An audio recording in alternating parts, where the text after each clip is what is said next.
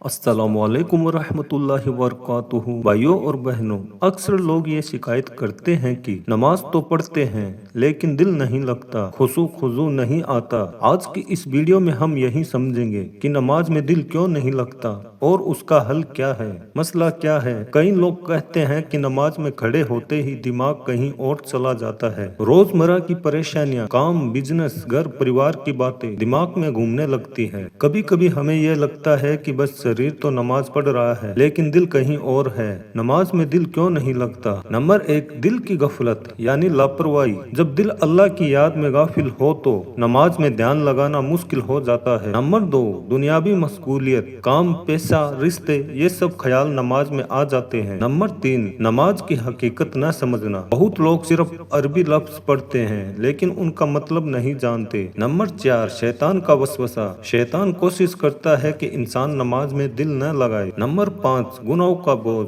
गुनाह दिल को सख्त बना देते हैं और इबादत में लुत्फ नहीं आता। नमाज में दिल कैसे लगाया जाए? नंबर 1, नमाज से पहले तैयारी करें। वुजू को सुकून और इत्मीनान से करें। अजान और इकामत सुनते वक्त दिल से जवाब दे। नंबर 2, मतलब समझे। जो दुआएं और सूरा पढ़ते हैं उनका तर्जुमा समझे। जब अल्हम्दुलिल्लाह रब्बिल आलमीन पढ़े तो दिल से सोचे कि वाकई अल्लाह ही सारी दुनिया का पालनहार है। नंबर 3, दुनियावी ख्याल छोड़े। नमाज में खड़े होते ही सोचे ये मेरी आखिरी नमाज है। ये एहसास इंसान को नमाज में गर्क कर देता है। नंबर 4, खशू खुजू पैदा करे। आंखें सजदे की जगह पर रखे, आवाज नीची और दिल मुलायम रखे। नंबर 5, गुनाहों से तौबा करे। जितना गुनाह कम होगा उतना दिल साफ होगा और इबादत में मजा आएगा। नमाज सिर्फ कुछ लफ्ज पढ़ना नहीं है, ये अल्लाह से मुलाकात है। अगर दिल नहीं लगता तो वजह यह है कि हम नमाज के मायने नहीं जानते। हम दुनियावी ख्यालात में डूबे रहते हैं और शैतान वसवसे डालता है। लेकिन हल आसान है।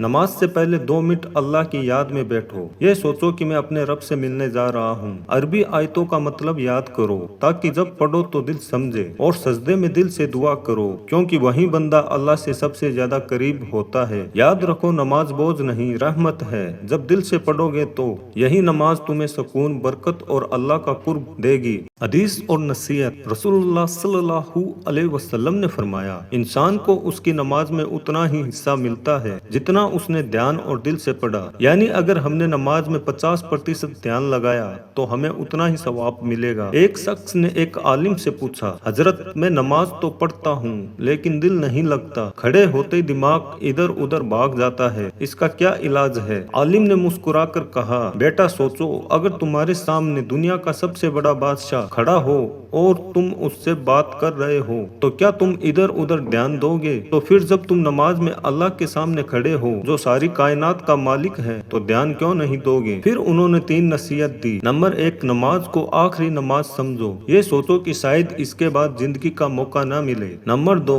मायने समझो। जब सूरह फातिहा पढ़ो तो एहसास करो कि तुम अल्लाह से दुआ कर रहे हो। नंबर 3, दिल साफ करो, गुनाहों से बचो और तौबा करते रहो ताकि दिल नमाज में लग सके। तो भाइयों और बहनों, नमाज सिर्फ एक फर्ज नहीं बल्कि अल्लाह से मिलने का वक्त है। जब हम उसके सामने खड़े हो तो ये सोचे कि हम उसके बंदे हैं और वो हमारा रब है। अगर आपको ये वीडियो फायदेमंद लगे तो इसे शेयर करें, चैनल को सब्सक्राइब करें और कमेंट में लिखें कि आपको सबसे ज्यादा किस बात से नमाज में ध्यान आता है।